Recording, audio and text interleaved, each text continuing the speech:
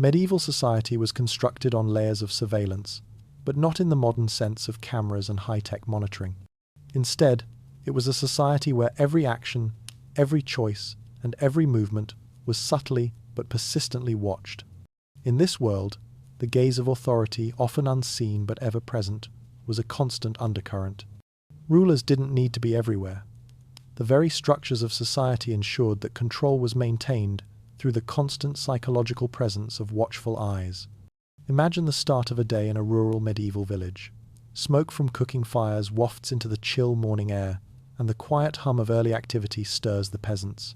Women bustle with children while men head out to the fields, all seemingly focused on their labor. Yet, even in the quiet moments, there is an unspoken awareness of authority. Lords, priests, and even the watchful eyes of neighbors ensured that no one strayed far from the established norms. This surveillance wasn't overt. It was often invisible, woven into the very fabric of daily life. Lords and clergy didn't need to patrol constantly to enforce control.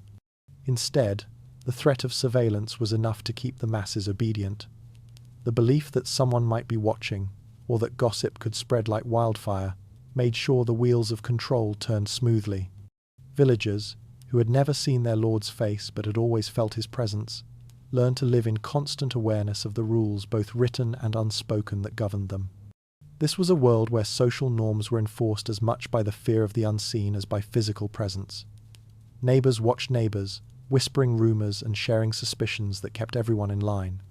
The community itself became a surveillance tool, as the idea of authority stretched beyond just those in power to include every member of society. In this world, even private moments weren't entirely private. The mask of public behavior was crucial to survival. The result was a tightly controlled existence, where personal freedoms were constantly circumscribed by the weight of collective oversight. It was not a life dominated by brute force, but rather one held together by the constant hum of unseen vigilance. A world where the boundaries of personal privacy were continually redrawn, and the public self was a carefully managed mask. In medieval society, the vast majority of people, around 90%, lived in rural areas, working the land as peasants, serfs, and tenant farmers. This rural majority, far from the political machinations of lords and kings, might seem to have been powerless, but they played a crucial role in the stability of the feudal system. Their acceptance of the rigid social hierarchy was not the result of mindless obedience, but rather the recognition that survival in an unpredictable world demanded stability, and stability was provided by the very systems that kept them in place. The fear of the unknown was ever present in medieval life. The harshness of nature, a bad harvest, a sudden famine, or a plague could decimate entire communities. The constant threat of war, either from foreign invaders or internal uprisings, only heightened the sense of vulnerability. Against this backdrop, a predictable, even oppressive, social structure offered something invaluable: security. For many peasants, the lords and the church were not just figures of power, but the gatekeepers to survival. Their land could feed them, their protection could shield them from danger, and their guidance could offer a semblance of meaning in a world dominated by death and hardship. Obedience, in this context, was not simply an act of submission. It was a survival strategy. The rigid social order ensured that the village, the community, and even the family functioned in ways that minimized risk. In exchange for their labor, peasants received the promise of land, sustenance, and a place in society. The survival of the individual often depended on the collective order, and deviating from this order by questioning the lord's authority or ignoring the rules meant jeopardizing not just one's own life, but the well-being of their family and the community at large. This environment made rebellion seem not only impractical but dangerous. When times were hard and resources scarce, the predictability of obedience brought an illusion of control, something that was often more comforting than the chaos of potential freedom. Life under feudal rule was harsh, yet in many ways it was also safe. The stability of social structure became a form of emotional protection, offering villagers a sense of continuity amidst the ever-looming threats of famine, disease, and war. Medieval rulers wielded power not through direct contact or force alone, but through a subtle network of soft technologies, systems of influence that governed behavior without the need for physical confrontation. These quiet methods of control shaped every aspect of daily life and kept the common folk in check, often without them even realizing the extent of their manipulation. One of the most effective tools of control was taxation. While it might seem mundane, the very act of collecting taxes was a powerful reminder of authority. Taxes were not just a financial burden, but a constant reminder that the state or the lord had an unbreakable claim over the land and its people. The villagers may not have seen their lord often, but every year, when the tax collector came to demand payment, they were reminded of their place within the system. The taxes they paid supported not only the lord's castle and court, but also the mechanisms of control, the watchmen, the clergy, and the administrative systems that enforced conformity.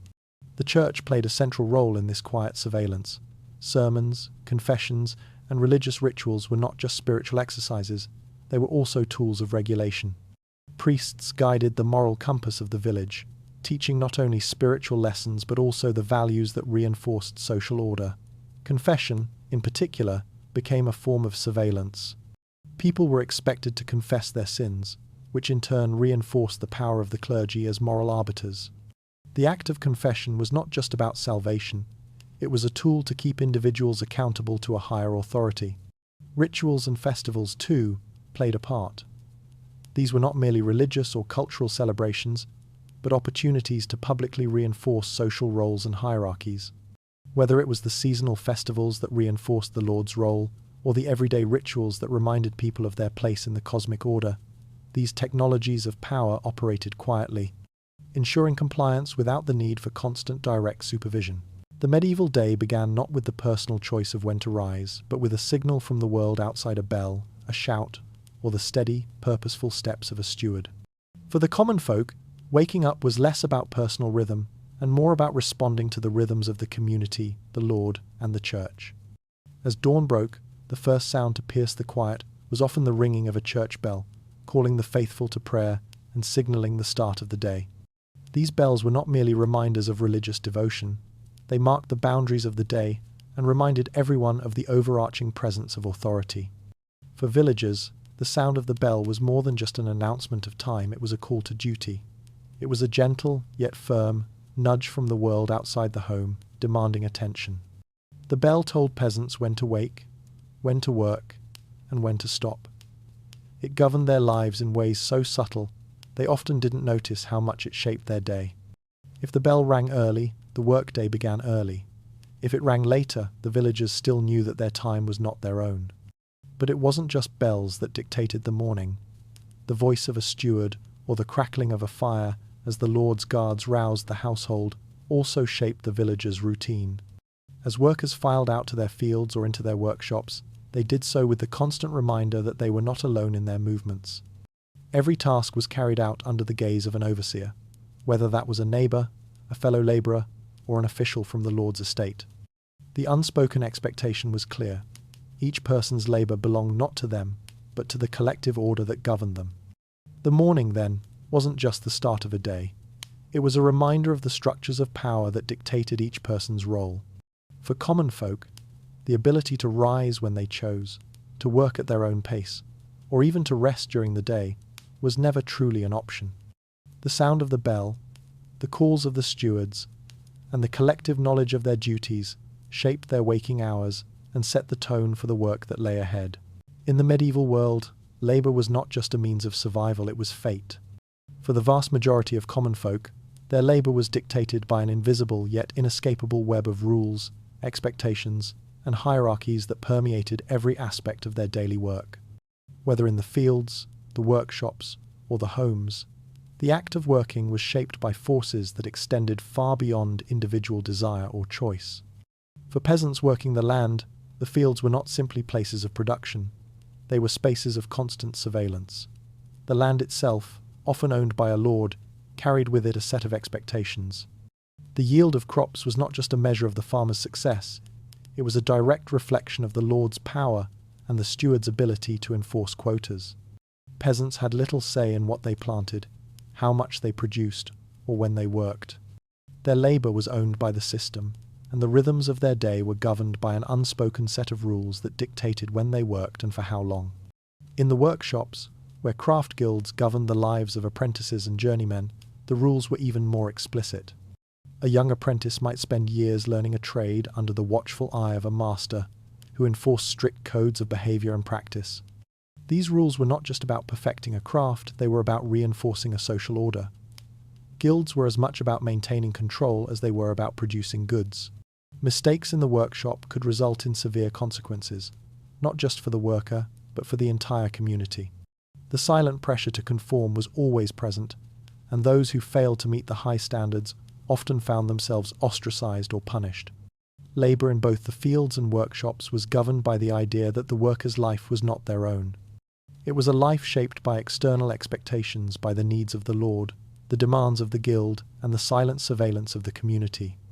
The workers' fate was tied to the labor they performed, not for personal gain, but to maintain the balance and order that defined medieval society. In such a world, there was little room for rebellion or independence. There was only the quiet, relentless march of duty and obedience. In medieval society, meals were more than just a time for nourishment. They were a reflection of the deeply ingrained social hierarchies that governed every aspect of life. What was served, who sat where, and how the food was shared, all conveyed unspoken messages about a person's place in the social order. Even the most modest meal in a peasant's home was steeped in these subtle power dynamics. At the most basic level, portions were carefully measured to reinforce the distinction between those who had power and those who did not. The lord's table, laden with meats, fine wines, and imported spices, was far removed from the simple fare of peasants, who often had only bread, vegetables, and perhaps a thin stew to sustain them. The division between these meals went beyond mere ingredients. It was a visual representation of a peasant's lowly status versus the indulgence of the elite. Within the home, seating arrangements further reinforced this hierarchy. At communal meals, the master of the house sat at the head of the table, with his family or closest allies nearby. The lowest-ranking members of the household, often the servants or labourers, were seated at the far end, eating their meals in silence or with little conversation. This physical separation during meals emphasized their position at once part of the family's world, but always distant from its center of power. Even in the shared meals of villages, where the community came together for feasts or festivals, the presence of overseers subtly reminded everyone of their place. A steward or a local authority figure would often monitor behavior, ensuring that no one overstepped their bounds, even in the relaxed atmosphere of a communal gathering. These meals were not moments of pure freedom. They were opportunities to remind everyone of the quiet, invisible rules that governed their lives. In a world where power was often defined by the smallest details, even a simple bowl of soup could reveal your true standing. As the sun dipped below the horizon, the medieval world transformed. The comforting rhythms of the day, controlled by bells, overseers, and the structured labour of the village, faded into the cold, unpredictable silence of the night. For medieval folk, nightfall was not merely a time for rest. It was a time of heightened fear and unease. The darkness brought with it not only the dangers of the natural world, wild animals, storms, and the cold, but also the ever-present spectre of the supernatural. Night was a time when the boundaries between the known and the unknown blurred. People feared that spirits, ghosts, and malevolent forces roamed freely in the darkness. Without the light of the sun to provide both physical and emotional warmth, the shadows were filled with imagined dangers. It was said that the night was the time when the dead walked, when witches and demons held sway, and when the very air seemed to thicken with invisible threats. In every village, fires were stoked, doors were bolted shut, and windows were covered with thick cloths to keep out the creeping chill and to keep the darkness at bay. Yet, for all the fear the night provoked, there was also an underlying tension that suggested something more, the feeling of being watched. It was not just the fear of visible threats like thieves or wild beasts that kept people on edge. The unseen authority of the day lords, priests, and local stewards was still ever present, even when the sun had set. Though they were no longer physically visible, their power was still felt, lingering in the corners of the mind like a shadow. The quiet rituals performed before sleep, such as crossing oneself, whispering prayers, or placing charms near the door, were not only spiritual acts, but protective ones. These rituals were an acknowledgement that the night was fraught with danger, and that the unseen eyes of authority, whether divine or earthly, were still watching.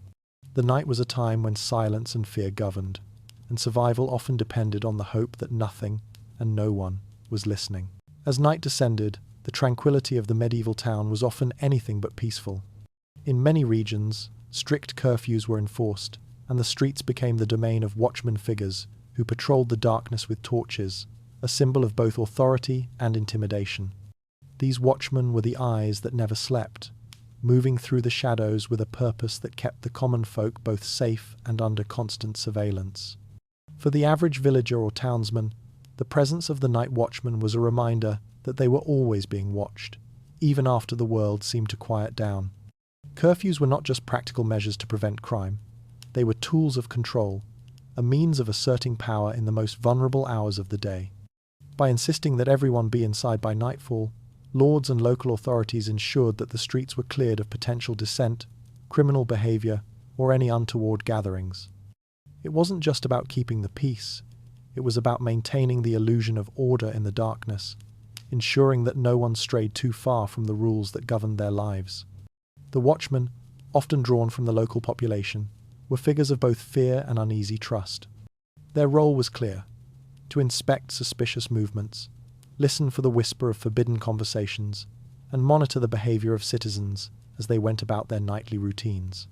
But while they were tasked with protecting the village from criminal activity, they were also a tool of the ruling class, ensuring that no rebellious spark, whether political, social, or religious, was allowed to catch fire in the quiet of the night. Every step, every whisper, every flicker of light was scrutinized. For the villagers, this created a dangerous reality. At night, the most dangerous choice was simply being seen. A casual stroll after curfew, an unexpected visitor at the door, or a whispered conversation in the dark could attract the attention of the watchman, and with it, the potential for punishment. The very act of stepping outside the boundaries of the curfew could be seen as a subtle act of defiance. In a world ruled by unseen eyes and whispered rules, even the smallest mistake could have dire consequences. As night deepened and the last traces of daylight vanished, medieval households slipped into a quiet, ritualistic rhythm. For the common folk, the dark hours were fraught with threats that ranged from the natural to the supernatural. The feeling of being watched by both human and unseen forces permeated every corner of life. In response, people developed their own small rituals, each designed to protect their home, their family, and their peace of mind. These were not mere superstitions, they were survival strategies. Iron tools, such as knives or nails, were placed strategically near doors and windows, believed to ward off evil spirits or harmful forces. The sound of metal against wood or stone was thought to drive away supernatural entities, offering protection against intruders, human or otherwise.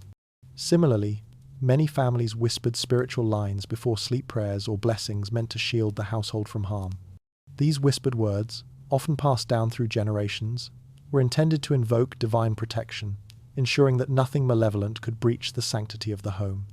In some households, symbols were drawn on doorways or windowsills using chalk, ash, or even blood. These marks, crosses, circles, or intricate shapes were believed to create an invisible barrier that could prevent evil spirits from entering. These rituals, while seemingly small or insignificant to modern eyes, were acts of profound importance to those who performed them. They represented an intimate form of control in a world where survival depended on both physical and spiritual security. These nightly rituals were not just about protecting against dark forces, they were about asserting a measure of control in a world where so much was beyond individual power. In a society where authority was exercised by distant rulers and unseen eyes, the rituals of the home provided a semblance of agency. Every household had its own invisible shield crafted not from stone or steel, but from the quiet belief in rituals that could protect the family from the dangers lurking in the dark. The tax collector was one of the most powerful and feared figures in medieval society.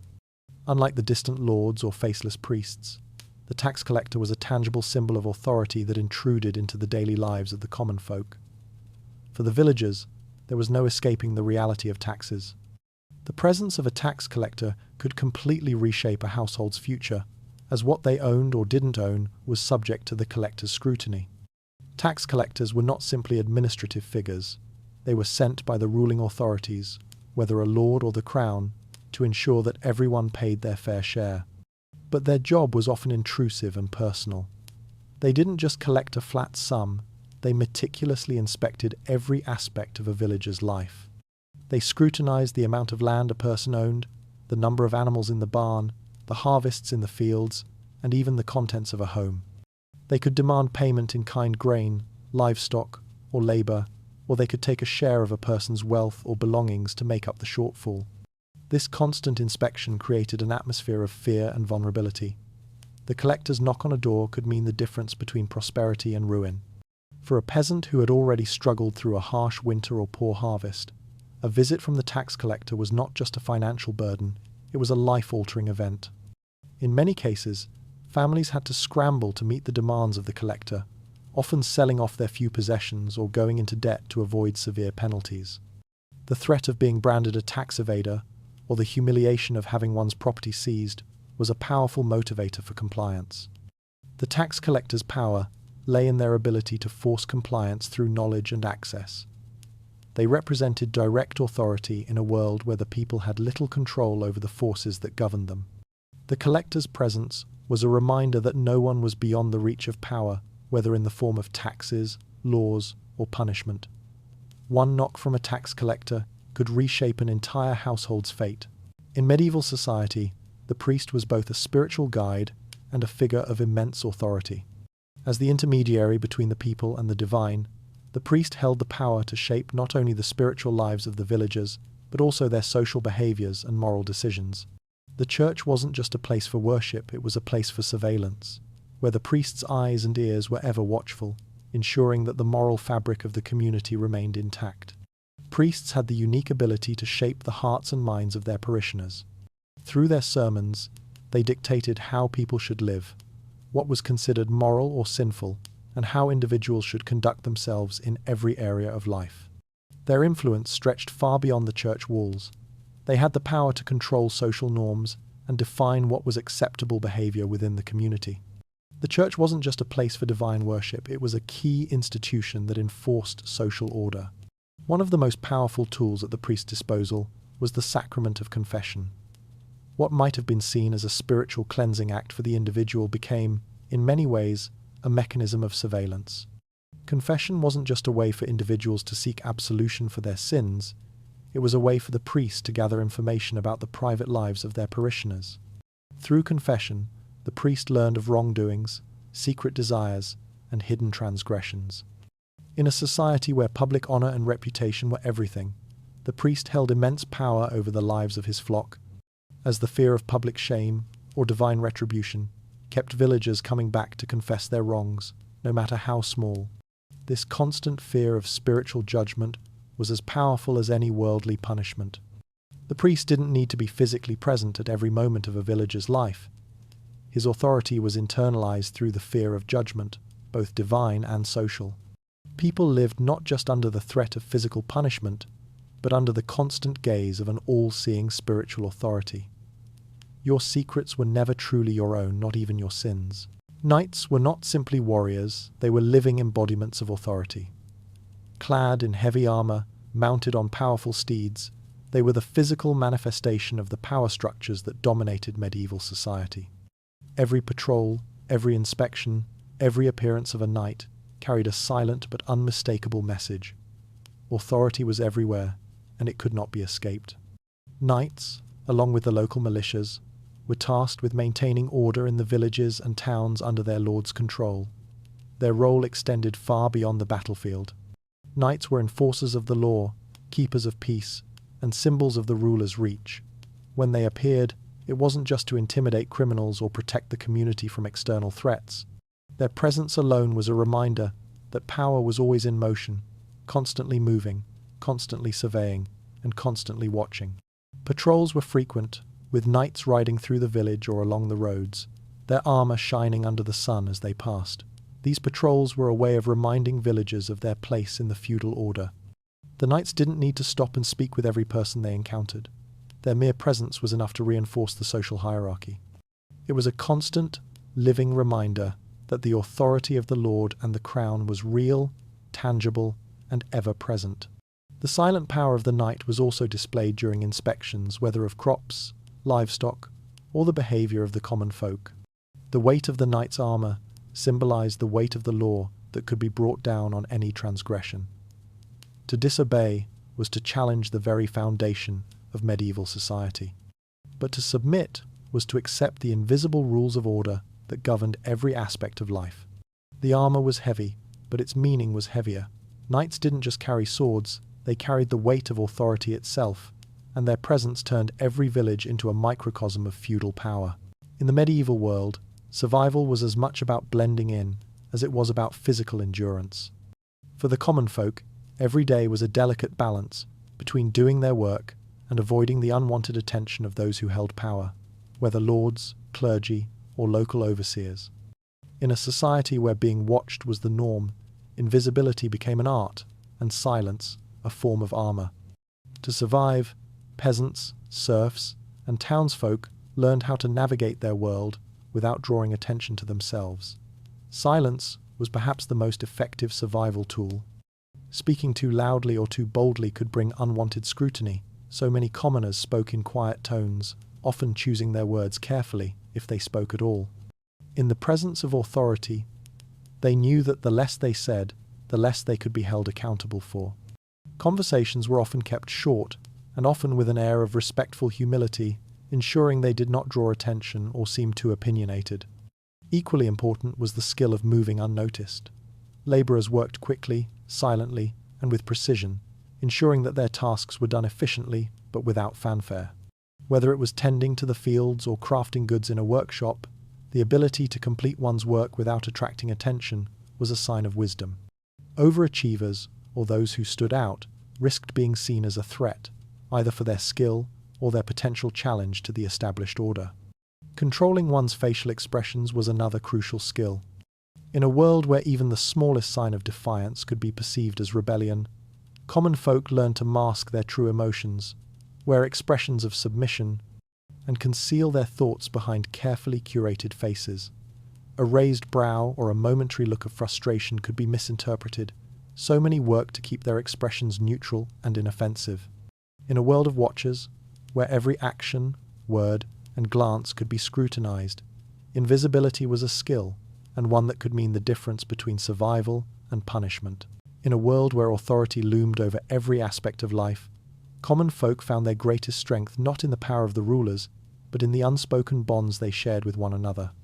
Survival in medieval society depended as much on the collective will of the community as it did on individual effort. Peasants, serfs, and labourers often faced harsh conditions, be it poor harvests, disease, or the constant watch of local authorities, but they survived these challenges through a complex web of mutual support. One of the most vital aspects of this survival was the exchange of labour. In a system where wealth and power were concentrated in the hands of a few, peasants relied on each other for help with tasks too large or too urgent to tackle alone. A neighbour might lend a hand during harvest time or share tools for ploughing, while another might offer their labour in exchange for food or assistance with repairs. This system of labour exchange created a sense of solidarity, binding the community together in a way that provided a buffer against the overwhelming forces of the ruling class. Food sharing was another cornerstone of these survival networks. In times of famine or illness, when stores ran low and the threat of starvation was imminent, villagers often shared what little they had. A family with an abundant harvest might share grain with a neighbour who had suffered a poor crop, ensuring that no one went hungry. In this way, the community acted as both a safety net and a shield against the rigid, sometimes cruel, oversight of the authorities. Without these informal networks, many would have perished, either from hunger or from the harsh punishments imposed by rulers for even minor offences. Secret agreements, too, played a crucial role. In a society where one could be punished for voicing dissent or stepping out of line, villagers often created covert systems of mutual protection. These alliances, based on shared trust and loyalty, allowed them to navigate the dangers of surveillance. Whether it was hiding someone from a tax collector or helping a family escape a harsh landlord, these quiet rebellions kept the spirit of the common folk alive. In this world of constant oversight, community was the real source of resilience. Authority ruled the land, But it was the strength of these hidden bonds that made survival possible. In a world where authority permeated every aspect of life, from labor to religion to daily routines, the common folk found one of their few true escapes in the realm of storytelling. The act of telling stories, sharing jokes, and passing on folk tales wasn't just about entertainment. It was an act of quiet resistance and a way to preserve identity in a world that sought to control every aspect of life. Folk tales, often passed down through generations, were filled with subversive elements. They contained hidden messages, disguised criticisms of the ruling class, and allegories about the abuse of power. These stories allowed peasants and townsfolk to voice what they could not openly express, the anger, frustration, and yearning for freedom that simmered beneath the surface. In the safety of their homes or around the communal hearth, villagers could share tales where the clever underdog triumphed over tyrannical rulers, or the humble and meek outsmarted the powerful. In these stories, the powerless found their voice. Humor was another tool of subtle resistance. Jokes, especially those about the absurdities of the ruling class, the clergy, or even the very system of authority itself, were a form of rebellion. By laughing at those in power, the common folk reclaimed a sense of agency. Humor allowed them to ridicule the rules without directly defying them, offering a quiet way to mock the very structures that sought to suppress them. Even these small acts of defiance were acts of survival. Storytelling and humor helped preserve a sense of individuality and community in a world where both were constantly under threat. They allowed common folk to hold on to their dignity and sense of self in the face of overwhelming authority. The only place people were free was in the stories they whispered. In medieval landscapes, the sight of a castle was not just a marvel of architecture, it was a symbol of unyielding power, a visible reminder of the divide between the rulers and the ruled. As one approached the towering walls, the psychological effects were palpable: awe, fear, and the unspoken understanding of the strict hierarchy that defined life in the shadow of these fortresses. Castles dominated the landscape, often perched high on hills or surrounded by moats, their towering walls casting long shadows over the surrounding countryside. To approach a castle was to approach a world that was both physically and symbolically removed from the lives of ordinary people. The grandeur and scale of the stone walls evoked a sense of power that few could contest. These fortresses were not just designed to protect their inhabitants from external threats, they were designed to assert authority, to remind the common folk of their place in the feudal system. The towering stone walls of the castle stood as a physical manifestation of the distance between the ruling elite and the peasantry below. The psychological impact of approaching a castle was profound. The sheer size and solidity of the walls created a feeling of smallness and insignificance in the common folk. Even as they went about their daily work in the surrounding fields or towns, the presence of the castle loomed over them, a constant reminder that their lives were governed by an invisible, yet powerful, force. Castles were designed to evoke fear and respect in equal measure. To approach them was to come face to face with the power of the Lord who resided within, and the fear that any misstep could lead to punishment or worse. But the castle was also a symbol of hierarchy, both literal and social. It marked the boundary between the world of the noble and the world of the common people. Inside the castle, a different world existed, one of privilege, protection, and power. Outside, the common folk lived under the watchful eyes of those within. A castle wasn't just stone, it was a warning: know your place. Inside the walls of the castle, there was a world hidden from most eyes, one where silence, discipline, and subtlety were essential for survival. The servants, the unseen labor force of the noble halls, lived closest to the heart of power, but also to its dangers. Their lives were defined by strict protocols and secret routines, with every action scrutinized by both the nobles they served and the ever-present, ever-watchful eyes of their fellow servants. For the common folk who lived in the shadow of the castle, the lives of those who worked within it seemed both distant and desirable. Yet, for the servants themselves, life in the castle was fraught with constant pressure. They worked in silence, always aware that even the smallest misstep could result in punishment or dismissal. There was no room for error in the noble halls. Every task, from preparing meals to cleaning the grand chambers to delivering messages to the Lord, had to be carried out with military precision. The servants were often the silent observers of the intrigues and power struggles that unfolded within the castle. They might not have had the power to influence the decisions made by their lords, but they had an intimate knowledge of the household secrets. They overheard whispered conversations, witnessed arguments, and saw the hidden workings of the noble court. In many ways, they were the true keepers of the castle's secrets, aware of the personal tensions and political maneuvers that shaped the lives of those they served. Yet, to speak out was to risk their position or their life. Their survival in this world depended on their ability to remain invisible, to move silently through the halls, to do their jobs without attracting attention. Silence, in this environment, was not merely a matter of discretion, it was survival. The servants were always in the background, performing tasks with minimal fuss, maintaining the illusion of a peaceful, well-functioning court, while beneath the surface, the true drama unfolded. Inside the castle, silence was survival, and those who knew how to navigate its demands thrived, while those who didn't often fell into the shadows. The castle, while a symbol of power and security, was also a breeding ground for secrets, rumours, and manipulation. Within the noble halls, court intrigue was as much a part of daily life as the elaborate feasts and ceremonies. Lords and ladies, knights and advisors, all played a game of power that was fraught with alliances, betrayals, and whispered conversations. The stakes were high, and the consequences of being caught in the crossfire of courtly politics could be devastating. In such an environment, even the smallest rumour could have far-reaching consequences. A whispered sentence in the hallways, or a fleeting conversation overheard by the wrong person, could send ripples through the entire court, shaking the foundations of relationships and alliances. The constant web of scheming and manipulation could ensnare anyone, from the highest noble to the lowliest servant.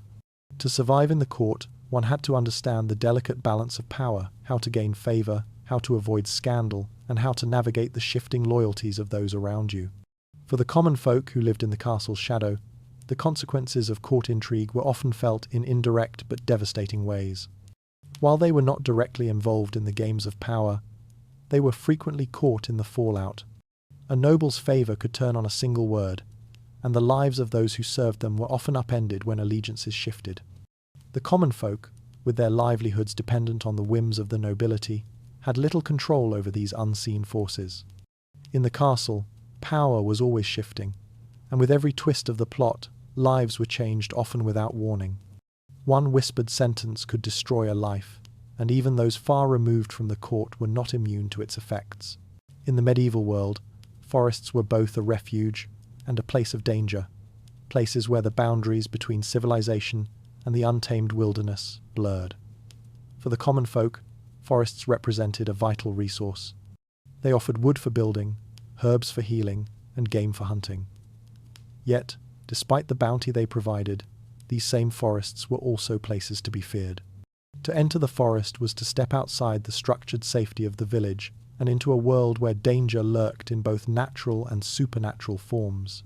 The forest was a realm that belonged to no one but nature itself, and this made it a place of mystery and fear. It was a land of shadows and silence, where travellers could easily become lost or fall prey to wild animals. Beyond the tangible threats, there were darker superstitions that permeated the forest. Villagers whispered of spirits and fae that roamed the woods, and certain areas were believed to be cursed or haunted. It was not uncommon for people to speak in hushed tones of the creatures that lurked within the tree's beasts, whose presence seemed to hover just beyond the edge of the known world.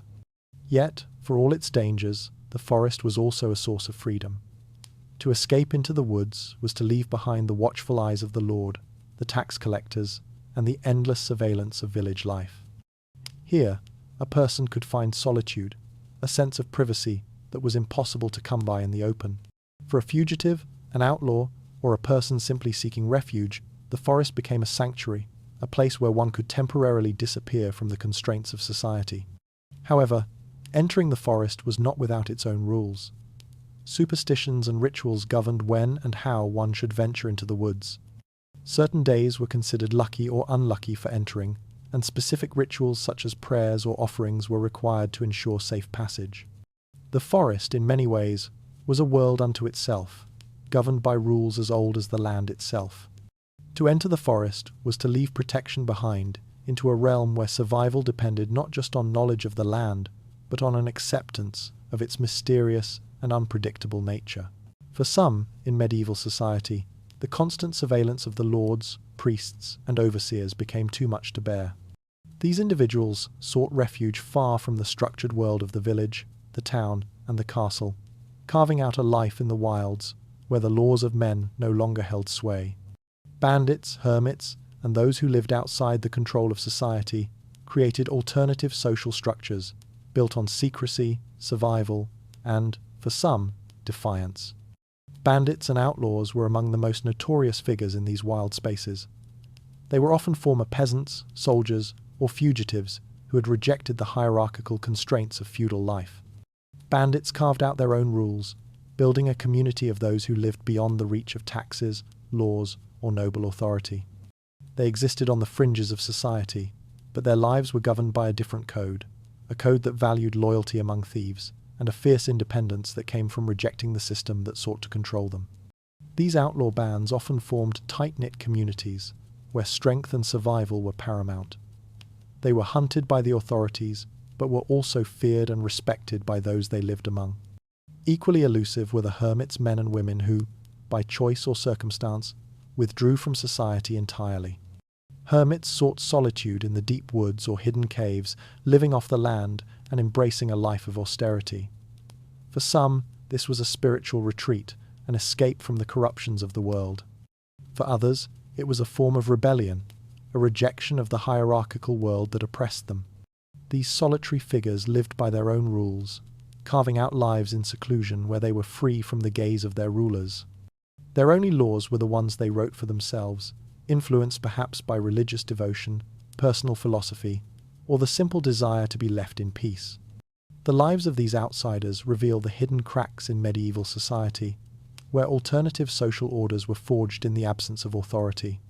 Those who vanished into the wild wrote their own laws, living according to principles that often ran counter to the structured world of feudalism.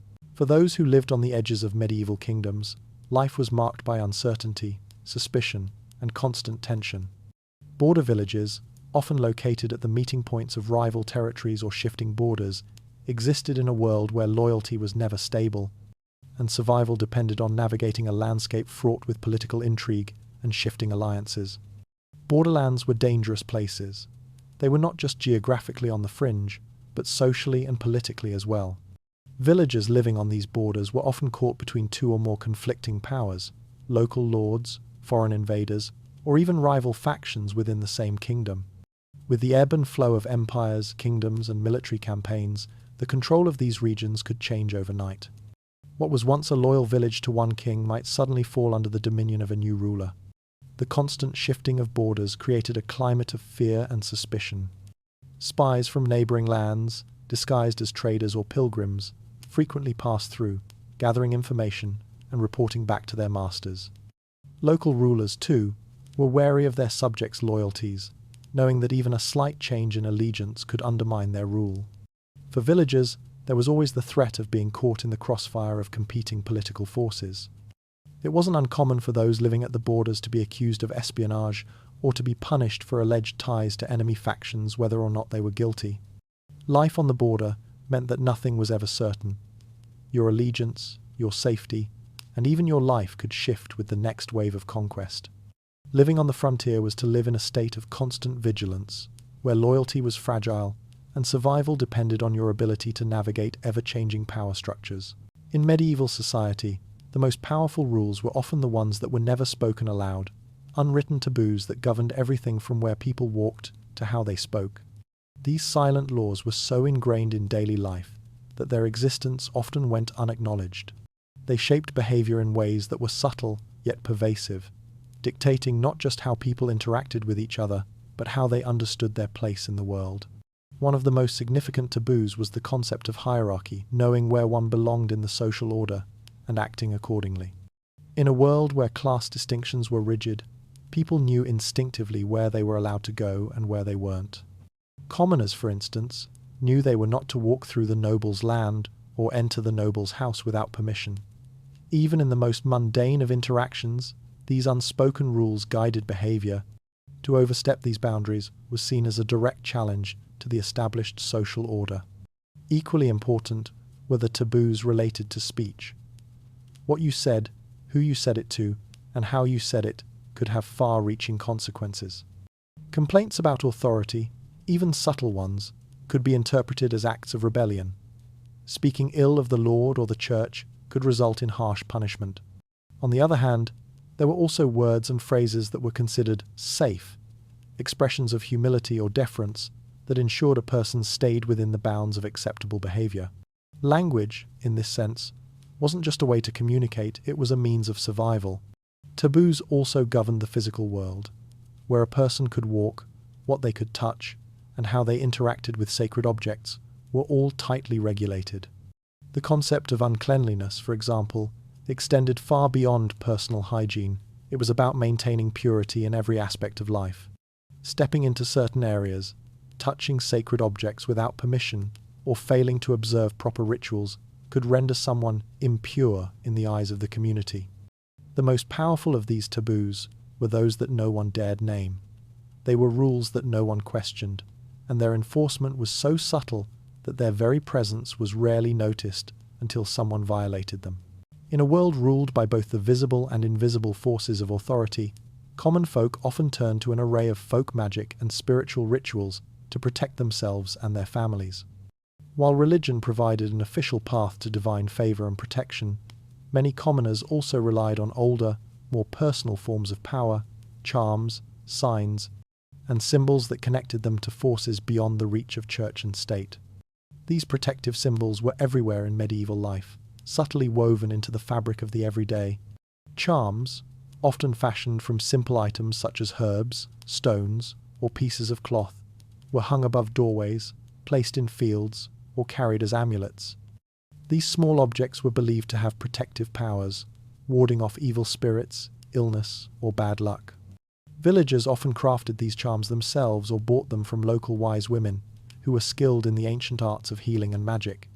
In times of illness, misfortune, or social unrest, these charms became a final line of defense against the unpredictable forces of the world. Signs were another form of folk magic. Superstitions about omens and portents guided the daily lives of peasants, telling them when to plant crops, when to harvest, or even when to travel. The flight patterns of birds, the behavior of animals, or even the way the wind blew, could all carry messages from the unseen world. These signs were interpreted with great care, as they were believed to reveal the hidden will of higher powers, whether benign or malignant. At night, when the village was quiet and the threat of the supernatural felt more immediate, marks were often drawn on doorways or windowsills to keep away dark forces.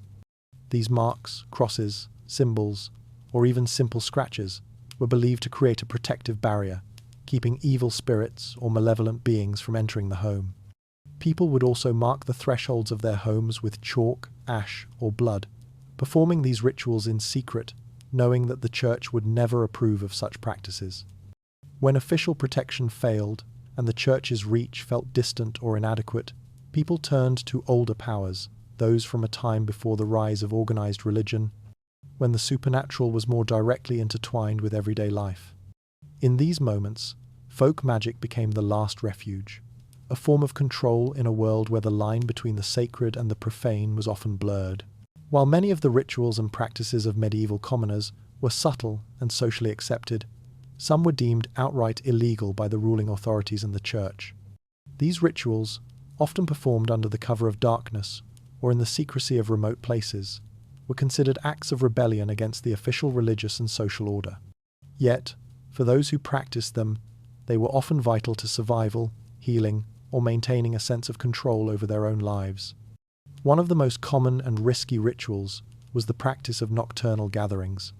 Under the watchful eyes of the church and the ruling classes, secret meetings were held in quiet corners of the village, deep in the forest, or within the privacy of homes. These gatherings, often involving healing practices, shared knowledge, or symbolic rituals, were seen as a form of resistance, especially when the church's teachings or the Lord's laws forbade such actions. People gathered in small groups to share forbidden knowledge, perform healing rites, or invoke blessings from deities that lay outside the church's purview. These rites, though quiet, carried the potential for severe punishment if discovered. Healing, in particular, was one of the most closely guarded and dangerous rituals. Folk healers, wise women, and midwives often performed remedies that the church considered heretical. The use of herbs, charms, or secret potions could heal wounds or cure diseases, but it was also seen as a direct challenge to the church's authority over spiritual healing. Such practices were illegal, and those caught could be accused of witchcraft, leading to public humiliation or even death. Similarly, symbolic gestures, like making protective signs, drawing runes, or engaging in private prayer rituals, were often hidden from rulers and religious authorities. To practice these rituals was to silently disobey the formal, church-sanctioned version of religion. But for the common folk, these hidden acts of resistance were sometimes the only way to reclaim agency in a world where true power lay with the elite. To disobey quietly was still disobedience, a small but defiant act in a world where survival often depended on silent rebellion. In the medieval world, fear was not just an occasional visitor, it was a constant companion, shaping every aspect of life. From the peasants' daily existence to the nobles' decisions, fear permeated the medieval consciousness, informing their actions, traditions, and relationships. It was a force that governed not only the body's responses to immediate danger, but also the very fabric of society itself. At the most basic level, fear was tied to survival. Common folk lived under the shadow of famine, disease, and war. A poor harvest could mean the difference between life and death. A single outbreak of plague could wipe out entire villages. This constant threat of bodily harm or loss created a culture of vigilance, where people lived in a state of low-level anxiety, always aware of the dangers lurking just beyond their control. Fear, in this sense, was a rational response to an unpredictable and often hostile world. But fear also shaped the emotional and social landscape of medieval society. It defined relationships, built on the need for trust and security, and governed actions in times of uncertainty. Trust wasn't simply a matter of personal connections, it was a matter of survival. Fear of betrayal, of being abandoned in times of crisis, led people to form tight-knit communities and alliances, but also to be wary of outsiders.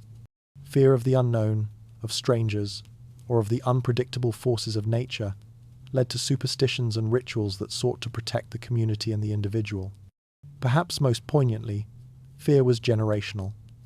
Children grew up hearing stories of supernatural threats, of the wrath of God, or of the punishment that awaited the disobedient. Parents passed down these fears as both a means of protection and control, ensuring that the next generation adhered to the rules of society through the threat of divine or earthly consequences. It wasn't just the fear of immediate danger that shaped medieval life, but the deep-seated, inherited anxiety that was instilled in the collective psyche. Fear didn't visit the medieval world, it lived there, constantly shaping every decision, from the smallest choices to the most significant life-changing events.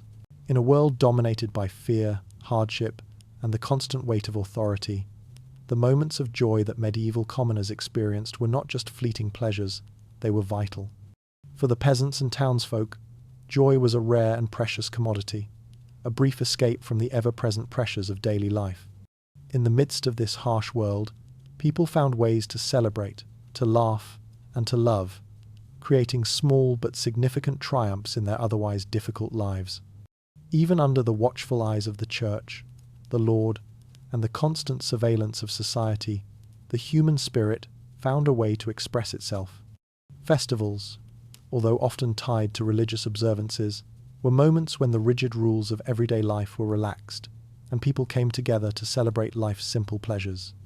Music, dancing, and communal feasts were a form of rebellion in their own right, a temporary escape from the routines that defined peasant existence. The shared laughter of a village feast, or the singing of songs in the streets, was a reminder that, even in the face of oppression, the spirit could not be fully controlled. Love, too, thrived in this world, often in small, quiet ways. Marriages and relationships were not just about survival, but about connection, about finding moments of tenderness and companionship amidst the struggles of daily life. In a world where stability and order were prized above all, the bonds people formed with one another provided a sense of meaning that transcended the mundane. These relationships were not always perfect, but they were meaningful in ways that defied the social hierarchy and rigid authority. The joy that came in these quiet moments was not simply an escape, it was a vital part of the human experience, a reminder that even under the harshest conditions, there was room for warmth and connection. Joy was rare, so when it arrived, it mattered fiercely, and its fleeting presence was cherished deeply by those who lived in a world where every day was shaped by fear and hardship. Despite living under relentless pressure, famine, taxation, disease, war, and the suffocating presence of authority, the common folk of the medieval world cultivated a quiet, enduring resilience. Their strength was not the kind that appeared in grand stories or heroic chronicles. It was woven into the small, steady acts of survival that defined their days. Their strength wasn't loud, it was lived. From sunrise to sunset, medieval peasants worked the land with a kind of stubborn hope, knowing that a single storm or poor harvest could undo months of labour. Yet still they planted, harvested, and began again, year after year. Their perseverance was a form of defiance against the unpredictability of nature and the unyielding demands of their rulers. Each season they survived was a testament to their determination. Families, too, became a centre of resilience. In a world where loss was common and tomorrow was never guaranteed, the bonds between parents, children, and extended kin were fiercely guarded. These relationships became emotional lifelines, sources of comfort, protection, and shared responsibility. Even the smallest family rituals, passed down through generations, offered stability in a world that rarely gave any. Traditions, whether sacred or practical, stitched meaning into the lives of the common folk. Seasonal festivals, local customs, and inherited superstitions created a rhythm that anchored them to something larger than their individual struggles.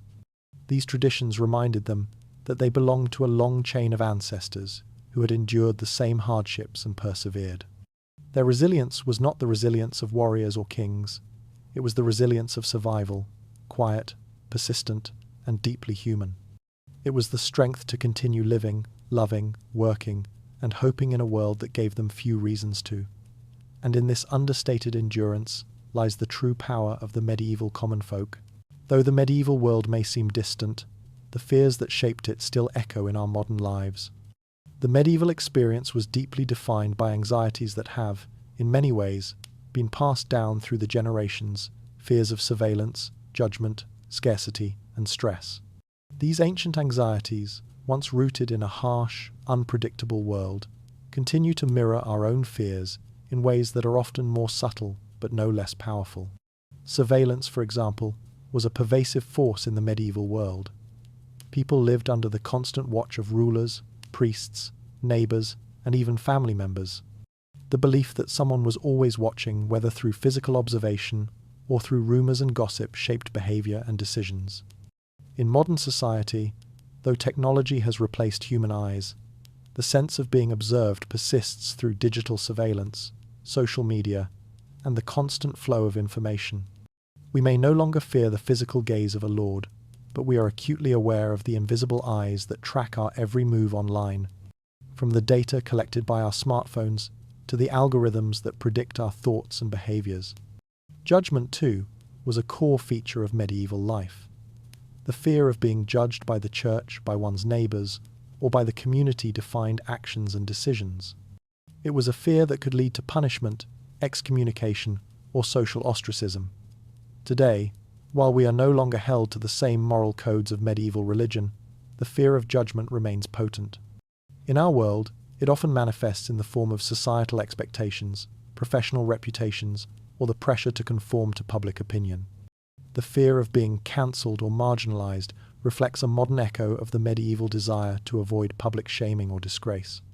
Similarly, the scarcity of resources, be it food, wealth, or safety, shaped the medieval worldview. People were constantly aware of the fragility of their existence and the ever-present possibility of famine, disease, or war. In the modern world, though material wealth is more accessible to many, the fear of scarcity remains, whether it's the anxiety surrounding economic instability, job insecurity, or the growing climate crisis. Stress, too, was a constant companion in medieval life, as people faced overwhelming pressure to survive, to follow rigid rules, and to navigate the uncertainties of life. Today, stress manifests in the pressures of work, personal relationships, and the pace of modern life. Our world has changed in many ways, but our instincts, our fears, remain largely unchanged. The medieval world reveals that these anxieties are not just a product of our times, they are ancient, deeply ingrained parts of our human experience. Though the medieval world has passed into history, the systems of surveillance and control that defined it continue to shape modern society. We may no longer live under the constant gaze of the feudal lord, but the same forces of observation and judgment persist in different forms. From social rules and digital surveillance to workplace oversight, the control mechanisms of the past have simply evolved to fit the technological and cultural landscapes of today. In medieval times, people were constantly aware of being watched, whether by their lord, their priest, or their neighbors. This constant surveillance was not just about physical eyes, it was about the ever-present knowledge that someone, somewhere, was keeping track of their behavior. In our world, though we may no longer fear the direct gaze of authority figures, digital surveillance has taken its place. Our movements, our interactions, and even our thoughts are tracked by corporations, governments, and social platforms. The data we generate is collected, analyzed, and often used against us, whether in the form of targeted ads, political manipulation, or social control. We live in a world where privacy is increasingly scarce, and the sense that we are being watched is inescapable. Workplace oversight has similarly evolved. In the past, medieval labor was directly supervised by landowners or guild masters who could punish workers for mistakes or deviations. Today, though the forms have changed, workplace surveillance is no less pervasive. From time-tracking software to surveillance cameras, employees are constantly monitored for productivity and behavior. The rise of remote work has introduced new forms of oversight, with employers tracking the time spent on computers, monitoring communications, and even using AI tools to gauge employee engagement. In addition, modern social rules shaped by social media, peer pressure, and public judgment reflect medieval social dynamics. The fear of being publicly scrutinized, judged, or ostracized for stepping out of line is very much alive. We have escaped the physical presence of medieval authorities, but we've rebuilt their shadows, often invisible yet powerful, in how they shape our lives. We may think we've moved beyond the medieval world, but in many ways, we've inherited its systems of control. Our freedom may be greater, but we live with the same ancient fears and restrictions now reinforced by technology and the global network of modern society. As we reflect on the lives of medieval common folk, it becomes clear that their story is not one of defeat, but of resilience. Though they lived under immense pressure from oppressive rulers, unyielding religious authority, and a harsh, unpredictable world, they found ways to survive, endure, and even thrive. Through humor, faith, and an unwavering sense of community, they navigated the struggles of their time with a strength that was quiet yet unbreakable. The common folk of the medieval world endured hunger, disease, poverty, and violence, yet they built families, created traditions, and formed bonds that carried them through. They lived in a world of constant uncertainty, but they responded with resourcefulness and humor, finding light in the darkest of times. Their ability to laugh in the face of hardship, to share stories that whispered of hope and defiance, is a testament to the human spirit's capacity for resilience. In their faith, they found solace and strength whether through the rituals of the church or the more personal, hidden acts of spirituality. They knew that survival was not just about physical endurance, but also about nurturing the emotional and spiritual bonds that kept them connected to one another and to something greater than themselves. The enduring lesson of the medieval world is that, despite all the forces that sought to control and break them, the common people found ways to endure, to rebuild, and to persist. Their strength was not loud, it was lived in the quiet moments of survival, in the shared laughs over a meager meal, in the small acts of defiance against a world that sought to crush their spirit. We are more medieval than we think, and stronger than we know. Their story is our story, and in their resilience, we find the quiet strength that still lies within us all. The documentary ends with a soft, reflective fade into darkness, leaving the viewer with the quiet recognition that, like those medieval folk, we too are capable of enduring, adapting, and finding strength in the face of life's greatest challenges.